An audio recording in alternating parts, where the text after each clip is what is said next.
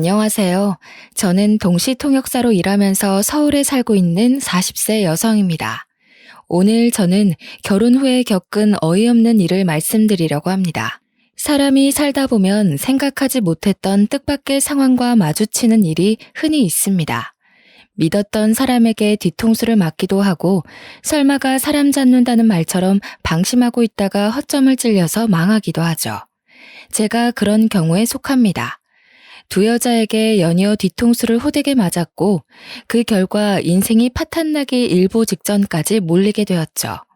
설마 사람이 어떻게 그런 짓까지 하겠어 라고 생각하며 믿고 방심했기 때문입니다. 하지만 세상에는 우리들이 상상하는 것 이상으로 악독하고 파렴치한 인간들이 아주 많다는 사실을 제가 당한 억울하고 분한 사연을 통해 알려드리려고 합니다. 제 아버지는 외교관이셨어요. 주로 유럽에 있는 나라에서 근무를 하셨는데 2년이나 3년에 한 번씩 다른 나라로 가서 근무를 하셨습니다. 그래서 어렸을 때는 아버지와 같이 지낸 적이 없었어요. 그러다 제가 중학생이 될 무렵에 아버지는 미국의 한국 대사관에서 근무하게 되셨고 엄마와 저는 아버지가 있는 미국으로 가게 되었죠. 그때부터 아버지가 한국의 외교부로 발령이 나서 귀국할 때까지 5년간을 미국에서 살게 되었어요. 그래서 저는 중고등학교를 미국에서 다니게 되었습니다. 처음에는 미국 생활이 낯설었고 적응하기에 힘들었는데 1년 정도 지나자 영어도 어느 정도 익숙해졌고 친구들도 생겼어요.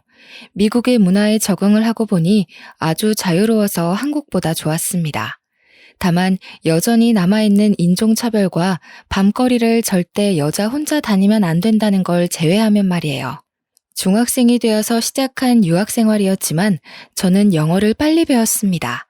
보통은 초등학교 저학년 때 유학을 와서 영어를 배운다고 하잖아요.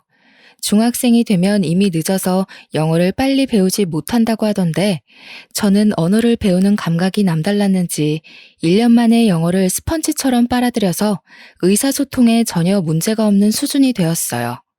부모님도 저의 탁월한 언어 감각을 보시고 아주 좋아하셨습니다.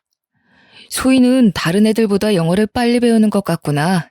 네 실력이면 여기서 대학을 다녀도 아무 문제 없겠어. 아버지는 제가 미국에서 대학까지 마치게 할 생각이셨습니다. 저도 미국에서 학교를 다니는데 문제가 없어서 그렇게 할 생각이었는데 3년 뒤에 문제가 생겼습니다. 아버지께서 한국의 외교부로 들어오라는 인사발령이 난 겁니다. 아무래도 한국에 들어가야 할 것 같다. 내가 알아보니 소희만 여기 남아서 계속 학교를 다닐 방법이 없어. 인사발령이 났으니 아버지는 당연히 귀국을 해야 했지만 저랑 엄마라도 미국에 계속 살 수 있는 방법을 찾아보셨는데 그게 불가능하다고 하셨어요. 그래서 결국 아버지를 따라 한국으로 돌아와야 했습니다. 미국에 처음 정착했을 때처럼 차별받을 일이 없을 줄 알았는데 한국에 와서 고등학교를 다니면서 문제가 생겼습니다. 친구들이 제게 텃세를 부렸거든요. 틈만 나면 저를 무시하면서 괴롭히기 시작했습니다. 너 미국에서 살다가 왔다던데 한국말은 할 줄 알아? 친구들은 뭔가 오해를 하고 있었어요. 미국에서 5년만 살다 온 건데 저를 아예 외국인 취급하고 있었습니다. 아버지 때문에 한국으로 유학을 왔다고 생각하는 것 같길래 제가 해명해 보았지만 친구들은 저를 자기들과는 다른 부류로 생각하고 거리를 뒀습니다. 제가 있으면 제 영어 발음을 흉내내면서 놀려댄 적도 있었어요. 야, 오늘 담탱이 몰래 야자 빼고 땡땡이 치자. 이런 건 영어로 어떻게 말해? Let's go 땡땡. 이러나? 너 영어 잘하잖아. 빨리 말해봐. 이런 식으로 이상한 질문을 할 때면 저는 대답하지 않고 무시했어요. 그런데 친구들은 자기들을 무시하면서 잘난 척한다고 화를 내더라고요. 야, 사람이 말하는데 쉽냐? 네가 그렇게 잘났어? 미국에서 살다 왔으면 다야? 안 그래도 적응하기 힘든데 친구들이 시건방지다고 놀리고 왕따를 시키자 더 이상 버틸 수 없었습니다. 제 편을 들어주는 친구 하나 없으니까 밝고 활동적이었던 성격이 말이 없고 내성적인 성격으로 변해갔습니다. 저희 엄마도 그 사실을 알아차리고 아버지와 상의를 하기도 했죠. 여보, 소희가 걱정이에요. 학교 생활에 통 적응을 못하는 것 같아요. 그래? 어떻게 하지? 다른 데로 전학이라도 보내야 하나? 내가 학교에 찾아가서 상담해 봤는데 내년이면 3학년이라 전학도 안 된다고 하더라고요. 설사 전학을 간다고 해도 그 학교에서 잘 적응한다는 보장도 없고 이걸 어쩌면 좋아요. 그렇다고 풀이 잔뜩 죽어있는 애를 그냥 내버려둘 수도 없으니 큰일이야. 날마다 부모님께서 저를 걱정하시는 소리를 들었지만 따돌림 문제를 해결해 주시지 못했죠. 힘들어도 참고 견디면서 졸업을 하는 것 외에는 다른 방법이 없었습니다. 아버지께서도 아무리 찾아도 방법이 없으셨는지 저를 따로 불러 달래기 시작하셨습니다. 소희야, 1년만 참고 졸업하자. 졸업하고 미국에 있는 대학으로 유학 가면 다 해결될 거야. 힘들어도 어쩌겠니? 참고 이겨내야지. 아버지께서 고등학교만 졸업하면 미국으로 유학을 보내줄 테니 1년만 참으라고 했어요. 몇 달 뒤에 3학년이 되자 저는 유학 전문 컨설팅 업체의 도움을 받아서 본격적으로 유학 준비를 하게 되었습니다. 소희가 워낙 영어에 능통하고 공부도 잘해서 아이비리그 대학도 도전해 볼 만한 것 같습니다. 부모님께서 말하신 이 대학이랑 이 대학의 원서를 접수해 보면 어떨까요? 유학업체 관계자분께서 제 실력이면 미국의 스카이로 불리는 인류대학도 가능하다고 하셨습니다. 그래서 저는 지긋지긋한 한국을 떠나기 위해 이를 악물고 미국 대학 진학에 필요한 준비를 하기 시작했습니다. 그때는 저를 괴롭히는 친구들이 있는 한국이 너무 싫었거든요. 얼마나 미국이 그리웠는지 미국 학교 친구들과 할로윈 파티를 하고 축제를 즐겼던 추억들이 꿈에 보일 지경이었어요. 제발 미국에 갈 수 있길 빌며 1년간 치열하게 준비한 끝에 예일대학으로 유학을 갈 수 있게 되었습니다. 대학에 진학하기로 하고 짐을 싸려고 하니까 엄마가 엄청 걱정하시더라고요. 소희야, 진짜 가야 하니? 아무리 전에 살았다곤 하지만 너 혼자 잘 지낼 수 있겠어? 괜찮다니까 몇 번을 말해. 내가 미국에서 안 살아본 것도 아니고 걱정하지 마. 제가 이렇게 말해도 엄마가 끝까지 걱정이 되셨는지 출국하는 제 손을 잡으며 울기까지 하셨습니다. 그 전에는 부모님과 같이 살았기에 문제가 없었는데 이제는 저 혼자 미국에서 살아야 하니까 불안하셨나 봐요. 그래서 엄마를 꼭 안아주며 울지 말라고 다독였습니다. 엄마, 애같이 왜 울어? 나도 이제 성인이야. 딴 생각 안 하고 공부만 해서 통역사 돼서 올 테니까 기다리고 있어. 만약 한국이 싫어서 유학을 가는 것이 아니었습니다. 동시 통역사로 장래 희망을 정해놨기 때문에 저는 꼭 유학을 가야만 했죠. 유학 전문업체 담당자도 유학 신청 서류에 장래 희망을 적어주면 붙을 확률이 높아진다고 하더라고요. 왜 미국 대학에 가려고 하느냐, 유학 생활이 너의 장래 희망에 어떤 도움이 되느냐와 같은 질문에 답을 해야만 했는데 제 생각을 읽었는지 업체 관계자가 동시 통역사라는 말을 꺼냈습니다. 유학 신청서에 내가 목표로 하는 일이 따로 있다고 적어야 돼. 예를 들자면 동시 통역사 같은 직업들을 적어주면 좋을 거야. 그 말을 듣고 저는 동시 통역사가 되기를 원한다고 적었어요. 그렇게 대학 생활을 하면서 통역사가 되기 위한 공부를 했고 국제적으로 인정받을 수 있는 자격증도 얻었습니다. 정신없이 4년을 보내고 통역사 자격을 얻고 나니 갑자기 외롭다는 생각이 들었어요. 유학 초창기만 해도 미국이 마냥 좋았는데 막상 4년이 지나고 보니 이젠 고국인 한국이 너무 그리워지더라고요. 그래서 저는 동시 통역사를 필요로 하는 미국 회사로 취업하거나 시민권을 얻어서 눌러 앉을 수 있었지만 한국행을 선택했습니다. 갑자기 한국으로 간다니까 친구들도 절 붙잡는데 당연히 아버지께서도 절 말렸죠. 제가 오랜 고민 끝에 한국행을 통보하니까 아버지께서 한숨을 쉬며 말씀하셨습니다. 너도 이제 성인이니 여러 가지 고려해서 결정한 거겠지만 기왕 나간 김에 미국 시민권을 따는 게 어떠겠니? 다시 한번 생각해봐라. 나중에 후회할 거다. 아버지, 전 얼른 한국 가고 싶어요. 이제 혼자서 사는 거 지긋지긋해졌단 말이에요. 그리고 저도 무턱대고 한국 가겠다는 거 아니에요. 스카웃 받은 곳이 있어서 그곳으로 갈 거예요. 아버지가 가길 원했던 미국 대기업은 아니었지만 한국에서 이름만 대면 누구나 알 법한 땡땡그룹과 동시 통역사 계약을 하게 되었거든요. 몇 분 동안 전화 실랑이를 펼친 끝에 결국 아버지께서 두 손 두 발을 드셨습니다. 땡땡그룹에서 3년 동안 일을 하고 있었을 때였을까요? 제가 30을 바라볼 때쯤 남편을 만나게 되었어요. 영국에서 열린 무역 박람회장에서 마케팅 팀장이었던 남편을 처음 만나게 되었습니다. 정말 잘생기고 키도 훤칠한 게 여자들한테 인기가 많을 것 같더라고요. 보는 순간 호감이 들어서 남편과 눈이 마주치자마자 웃으며 인사했습니다. 남편도 저를 보고 환하게 미소 지으며 예의 바르게 인사해 주었죠. 안녕하세요. 정철민이라고 합니다. 잘 부탁드려요. 네, 반가워요. 제가 들으니까 미국에 있는 대학을 나오셨다고 하던데 맞나요? 네, 몇 년 동안 미국 물 좀 먹었습니다. 혹시 어느 대학 나오셨나요? 예일대학에서 경영학 공부를 했어요. 어머, 저도 그 대학 나왔어요. 정말요? 여기서 유학 동창을 만나다니 더 반갑네요. 전공이 달라서 몰랐는데 남편과 제가 동창이었더라고요. 그걸 계기로 저희는 빠르게 가까워졌습니다. 틈나는 대로 사적인 대화도 많이 나누고 전화나 문자도 자주 나누었죠. 박람회가 끝날 무렵 남편이 제게 먼저 대쉬를 하기도 하였습니다. 소희 씨, 이번 회의 때 동시통역을 아주 잘해주셔서 감사합니다. 제가 밥 한 끼 사드리고 싶은데 한국에 돌아가서도 연락드려도 될까요? 네, 물론이죠. 언제든지 연락 주세요. 남편과 대화가 너무 잘 통해서 남편에게 연락이 안 와도 제가 해볼 생각이었습니다. 하지만 한국으로 귀국한 뒤에 여러 국제 행사를 따라다니느라 남편에게 연락해볼 시간이 없었죠. 그런데 어느 날 남편에게서 문자가 한 통 왔습니다. 저녁을 먹자는 제안을 하길래 반가운 마음에 얼른 약속을 잡았는데요. 제가 잠깐 시간을 내서 밥만 먹고 헤어졌는데 며칠 뒤에 바로 연락이 왔습니다. 소희 씨, 요즘도 바쁘시나요? 요즘 이상하게 소희 씨 생각이 나네요.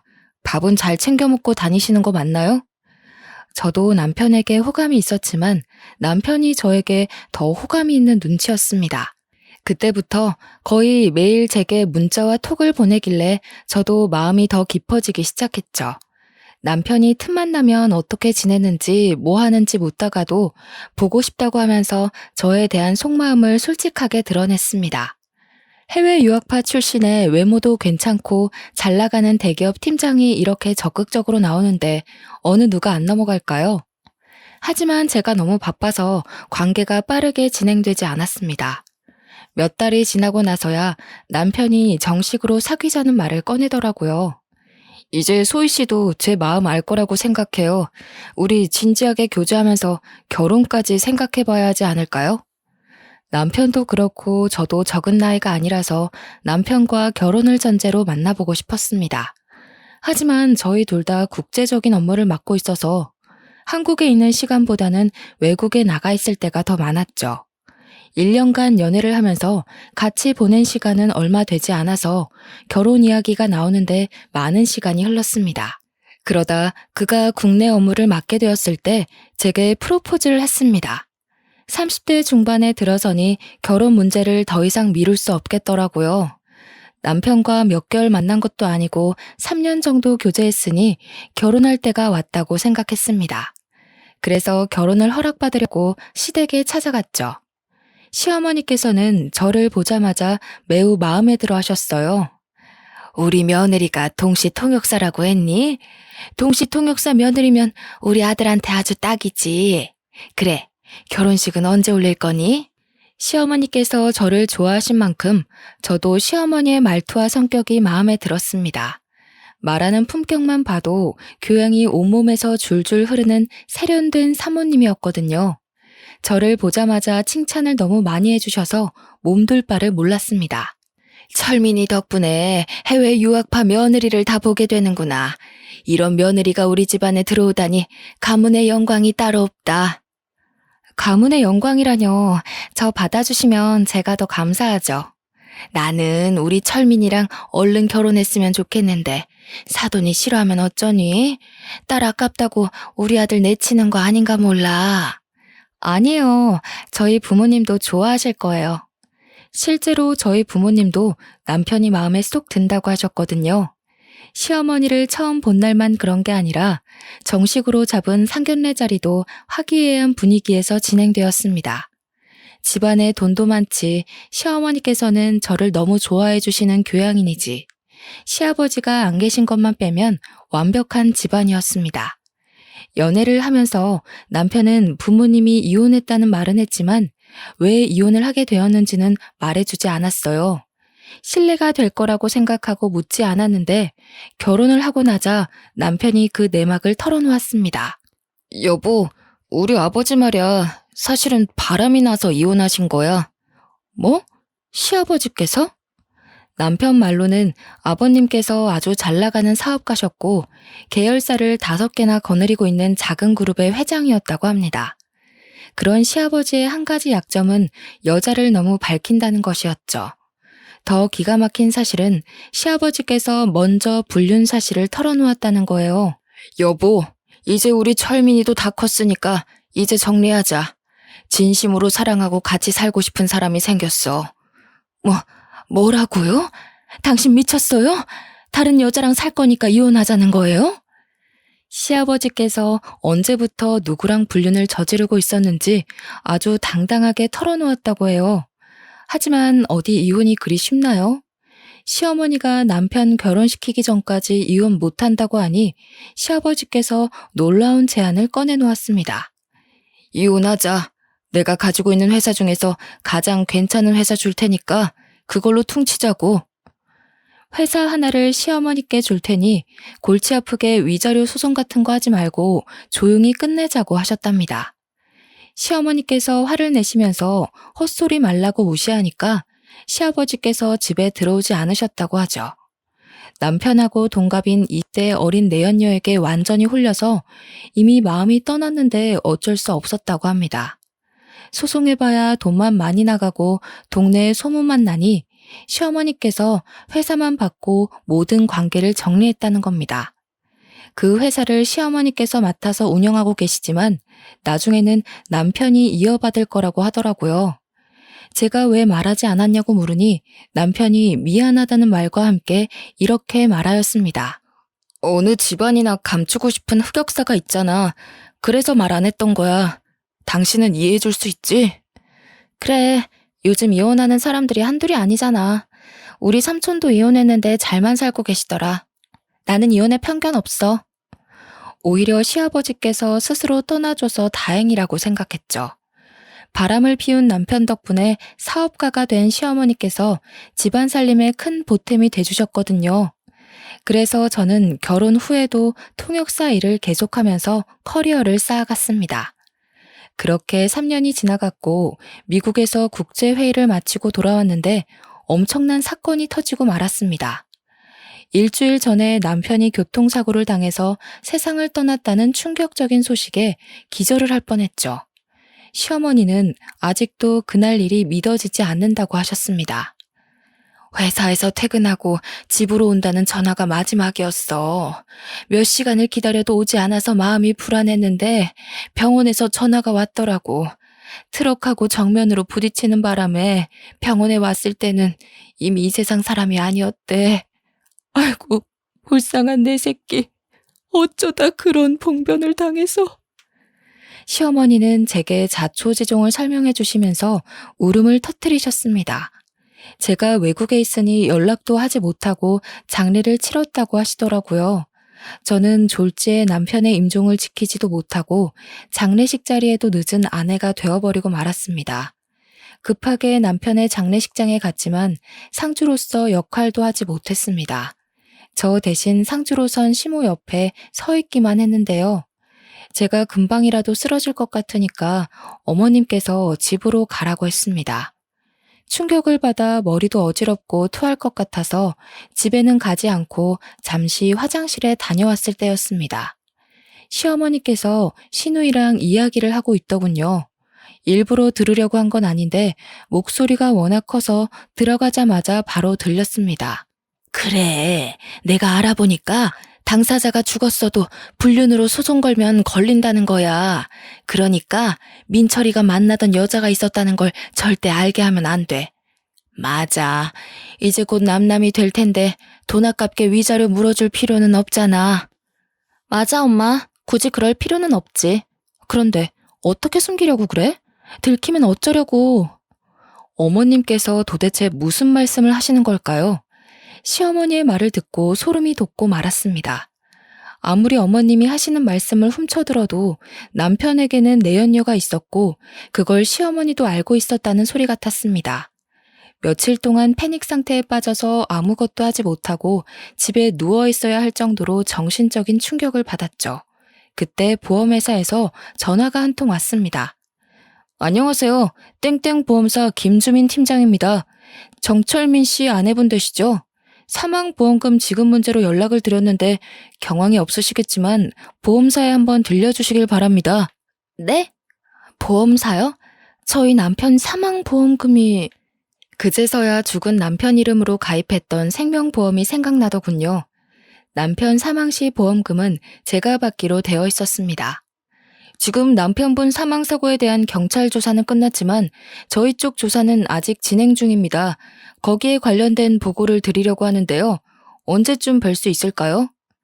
보험회사로 가보니 사고조사 담당자가 사망사고의 경우에는 경찰 조사와는 별도로 보험회사에서 다시 조사를 한다고 하더라고요. 보험금을 노린 자살이나 타살 사례가 워낙 많아서 면밀하게 들여본다고 하셨습니다. 그래서 얼마나 걸릴까요? 보험금 지급이 걸린 문제여서 경찰보다 더 철저하게 조사합니다. 그래서 조금 더 기다리셔야 합니다. 한 달은 걸릴 것 같은데 우선 사고 당시에 같이 계셨던 여성분도 저희가 불러서 증언을 들어야 하고. 네? 같이 있었던 여성이라고요? 네, 경찰 조사에는 동승한 여성이 있었다고 적혀 있었습니다. 그게 누구죠?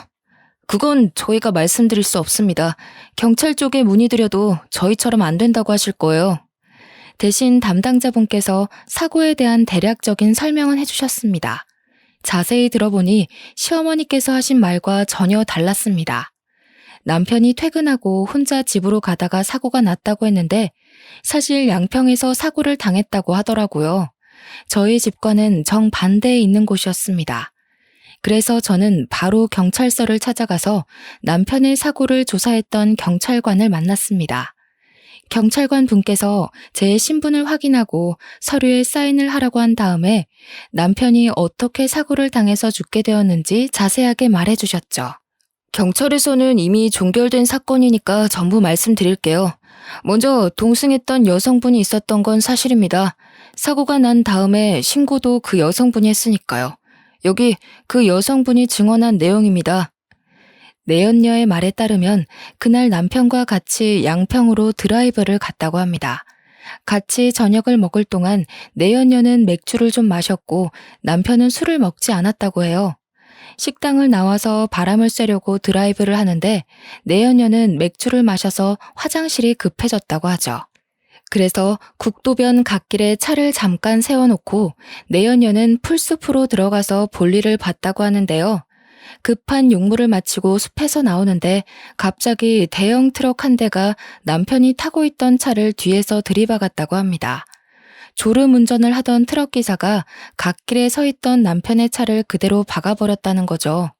그 사고로 남편이 타고 있던 자동차가 트럭 밑에 깔려버렸고 남편은 현장에서 바로 사망했다고 들었는데요. 당연히 저는 사건의 진실을 듣자마자 내연녀가 누구인지 물었습니다. 죄송하지만 그 여성분의 신원에 대해서는 저희도 알려드릴 수가 없습니다. 제가 알려달라고 매달렸지만 끝까지 알려주지 않더군요. 경찰서를 나오는 제 머릿속은 혼란스러워졌어요. 남편이 외도를 하고 있을 거라고 상상조차 안 해봐서 충격은 더 심했습니다. 죽은 남편을 상대로 불륜 소송을 해야 하나 싶었지만 당사자는 이미 죽고 없어졌는데 그렇게까지 해야 하나 싶었습니다. 하지만 남편의 불륜을 알고 있었으면서 돈을 아끼려고 거짓말을 한 시어머니가 괘씸하다는 생각이 들었어요. 그래서 변호사를 만나 어떻게 해야 하는지 상의하고 있는데 갑자기 모르는 여자에게 전화가 왔습니다. 여보세요? 최소희 씨 본인 맞으시나요? 네, 그런데요. 누구시죠? 저는 소희 씨 남편이랑 내연 관계 가졌던 여자예요. 네? 뭐라고요? 내연녀에 대해 어떻게든 알아내려고 변호사를 찾아간 건데 내연녀가 제 발로 찾아온 겁니다. 카페에서 만나서 이야기하자고 하길래 떨리는 심정으로 내연녀가 문자로 보내준 주소로 찾아갔죠. 내연녀를 실제로 보니 남편이 한눈에 반해서 넘어갈 만해 보였습니다. 얼굴도 몸매도 저보다 더 나아 보였거든요. 하지만 성격은 어찌나 고약한지 절 보자마자 재수없는 소리를 해댔습니다. 멀뚱히 서서 뭐 하세요? 시간 없으니까 얼른 앉으세요. 우리가 아주 불편한 관계라는 거 알아요. 하지만 그 사람은 이미 이 세상을 떠나고 없는데 우리끼리 싸워봤자 무슨 소용이 있겠어요? 내연녀는 뻔뻔하게 나오니까 코웃음이 절로 나오더군요. 제가 어이없는 표정으로 콧방귀를 뀌고 있는데도 내연녀가 꿋꿋하게 제게 제안을 했습니다. 소희 씨 시어머니도 저에 대해 알고 있어요. 그걸 증명하면 죽은 남편이 아니라 시어머니를 상대로 위자료 청구를 할 수 있다고요. 그래서요?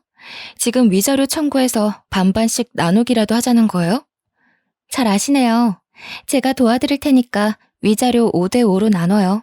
그쪽도 억울해서 이대로 넘어가기 싫잖아요? 뭐가 그렇게 당당해요? 시어머니 골탕 먹일 증거라도 가지고 있어요?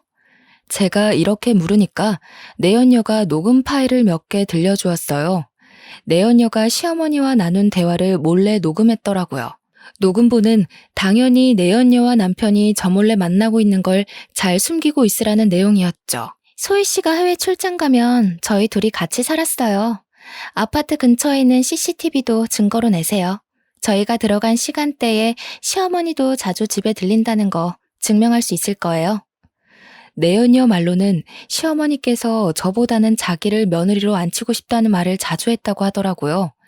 저는 그 말을 믿지 않았지만 내연녀는 시어머니가 제 뒷담을 한 것까지 녹음해놓고 있었습니다. 최소희 그 애는 툭하면 비행기 타고 날라버리니? 마누라가 옆에 있어야 마누라지. 1년의 절반은 외국에 나가 있는 년이 무슨 마누라야?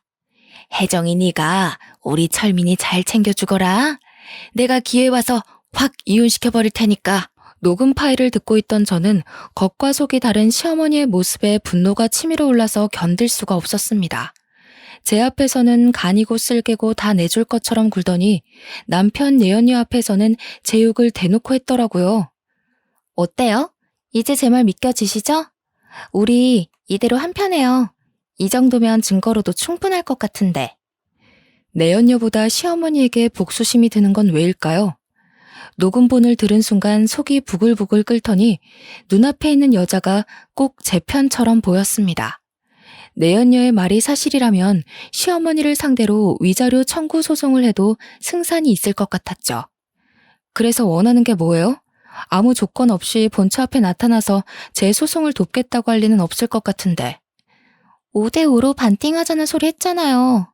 돈이 급해서 그런 거죠. 별일 있겠어요? 내가 정철민 믿고 이것저것 돈 질러놓은 게 많이 있는데 갑자기 죽어버려서 다 내 빚이 돼버렸잖아. 진짜 미친놈 아니야? 시집 오라고 해놓고 죽어버린 놈이 어딨어? 그 말을 들은 순간 정말 정신 나간 여자라고 생각했죠. 하긴 본처한테 머리카락 쥐어뜯기고 재산 탈탈 털릴 수도 있는데 기어코 찾아온 거 보면 하루살이 인생을 사는 것 같았습니다. 급한 불만 끄는 데에 온 정신이 팔려서 아슬아슬한 승부수를 둔 것 같았는데요. 이렇게 비정상적인 여자 때문에 시어머니께 복수를 할 수 있게 되었습니다.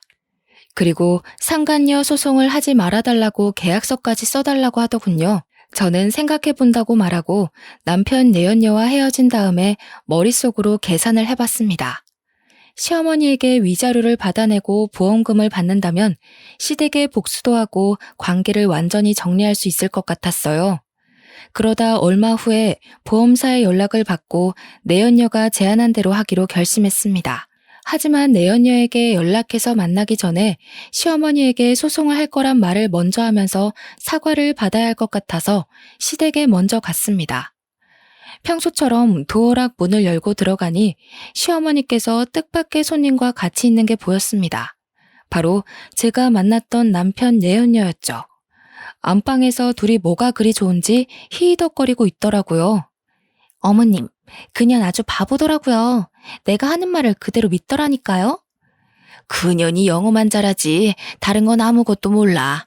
아들이 바람을 피우다가 죽었는데 엄마한테 위자료 달라고 하는 법이 세상에 어디 있겠니?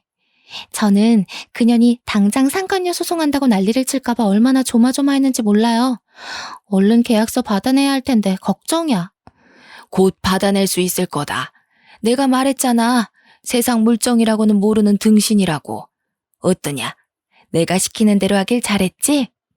네. 어머님은 정말 머리가 잘 돌아가세요. 이제 계약서만 받아내고 보험금만 빼내면 끝이니까 서두르자고요. 담당 설계사가 이제 조사 끝났다고 연락 왔어요. 그냥 민증만 가지고 가면 돼요. 둘의 말을 들은 저는 어이가 없고 기가 막혀서 맥이 탁 풀리고 말았습니다. 다리에 힘이 빠져서 주저앉을 것만 같았는데 겨우 정신을 차리고 내연녀와 시어머니가 대화하고 있는 목소리를 녹음해놨습니다. 그리고 급히 시댁을 빠져나왔는데요. 내연녀와 시어머니가 한패였다니. 제가 남편 사망 사건의 경위를 캐고 다니는 걸 안 시어머니가 내연녀를 시켜서 계약서에 사인을 받아놓으려고 했던 겁니다. 그리고 제가 내연녀를 발견해 상간녀 소송을 걸더라도 이기려고 했던 거죠. 변호사를 찾아가서 들어보니 짐작했던 대로 남편이 사망했기 때문에 시어머니에게 위자료 청구 소송으로 민사상의 책임을 묻는 건 불가능하다고 하더라고요. 다만 당사자가 사망했어도 상간녀를 상대로 소송은 얼마든지 가능하다고 했습니다. 이걸 알고 있던 그 인간들은 저한테 계약서를 받아내서 상간녀 소송을 막으려고 했던 거죠. 며칠 후에 내연녀에게 연락해서 생각을 정리했다고 만나자고 했습니다. 내연녀와 저는 처음 만났던 카페에서 다시 얼굴을 마주하게 됐죠. 저는 내연녀를 보자마자 상간녀 소송장을 꺼내서 그년 얼굴에 던져버렸습니다. 이게 뭔지 알아? 상간녀 소송장이다. 내가 미쳤다고 다른 사람도 아니고 내연녀 말을 믿어주겠니? 상간녀 소송이 시작이니까 정신 똑바로 차리고 있어. 네가 가지고 있는 재산 탈탈 털어줄 테니까. 뭐? 지금 무슨 소리 하는 거야? 상간녀 소송이라니? 내가 네 시모랑 하는 말 다 들었어. 이제 그 할머니 내 시어머니 아니야. 네가 가져. 내가 너랑 네 시모 빈털터리 만들어줄 테니까 기다리고 있으라고. 네가 진짜 정신이 나갔구나. 무슨 증거로 상간녀 소송을 걸었는데? 내가 준 녹음본? 그거 하나만으로 소송 성공할 것 같아? 그래, 이 멍청한 거사. 내가 친히 네 시어머니랑 작당한 것도 녹음해놨으니까 각오하고 있으라고. 내연녀가 저를 향해 쌍욕을 내뱉길래 내연녀가 상황 파악을 할 수 있도록 찬물을 얼굴에 부어주었습니다. 그리고 집에 와서 서랍장을 뒤져보니 제 주민등록증이 없어져 있더라고요. 시어머니가 가지고 간 게 분명했습니다. 그 길로 바로 경찰서로 가서 시어머니와 내연녀의 대화를 녹음한 파일을 제출하고 둘을 문서 위조와 사기 혐의로 고발했습니다. 시어머니는 남편의 사망보험금을 가로채려고 보험 설계사와 짜고 서류를 위조하고 제 신분증을 훔쳐서 내연녀가 제 행세를 하도록 만들었더라고요. 위조죄로 깜빵에 보내겠다고 하니 시어머니가 제 집까지 찾아왔습니다. 억울하다며 펄쩍 뛰길래 경찰을 부른다고 했죠. 그랬더니 이번엔 내연녀 탓을 하며 제게 매달리더군요. 나는 널 속이려고 한 게 아니다. 철민이랑 바람핀 년이 나한테 협박해서 그랬어. 나는 시키는 대로 했을 뿐이야. 나는 아무 잘못도 없으니까 한 번만 봐주라, 응? 봐주긴 뭘 봐줘야죠? 내연녀보다 더 나쁜 게 어머님이에요. 어머님 양심이 있으면 제대로 죗값 받으면서 제 인생에서 나타나지 말아주세요. 소희야, 왜 그러니? 왜 내 말을 안 믿어줘? 나보다 내연녀 말을 믿는 게 이상한 거야. 그래, 그 녹음본도 내연녀가 위조한 거다. 그러니까 나 좀 살려줘. 위조한 거라고요? 말도 안 되는 소리 하지 마세요. 제가 어머님 말을 믿을 것 같아요. 경찰 불렀으니까 나중에 법정에서 보게요.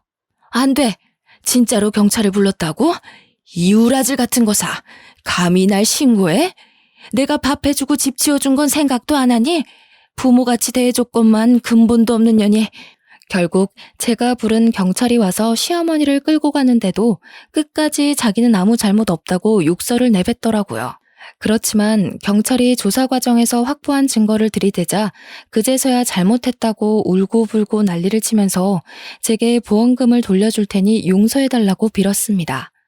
하지만 이건 돈이 문제가 아니라 인간이 가져야 할 양심과 법적인 문제였어요. 아무리 돈에 눈이 멀어도 미망인이 된 며느리를 속이고 내연녀와 편을 먹다녀. 시어머니가 더 이상 사람으로 보이지 않았고 도저히 용서할 수 없었습니다. 내연녀는 물론 시어머니에게 위자료 소송을 걸었는데요. 내연녀와 시어머니는 제게 거액의 위자료를 물어줘야 했습니다. 그리고 민사상의 책임을 졌으니 이젠 법이 정한 형사상의 책임을 질 차례였어요. 시어머니와 내연녀는 구속되어서 법의 심판을 받게 되었습니다. 자기 꾀에 자기가 빠진다는 말처럼 자신의 잘못을 피하려고 무리를 해서 머리를 굴리다 보면 자승자박의 꼴이 되기 마련입니다. 잘못된 행동을 하지 않는 게 가장 좋겠지만 잘못을 저질렀다면 잔머리를 굴리면서 피하려고 하지 말고 솔직하게 잘못을 인정하고 그에 합당한 대가를 치러야 한다고 생각해요. 그렇지 않으면 더 큰 화가 반드시 돌아온다는 걸 기억하시길 바랍니다. 저는 깜빵에서 썩어가고 있는 시어머니와 내연녀를 보며 오늘도 정의롭게 살아가야 한다고 느끼고 있습니다. 제 할 거 열심히 하면서 기회가 되면 좋은 사람 만나가며 즐겨야죠. 상처를 너무 많이 받아서 제 팔자의 결혼은 무리일 것 같습니다. 끝까지 읽어주신 모든 분들은 저랑 다르게 가족들과 행복하게 잘 지내시길 바랍니다. 감사합니다.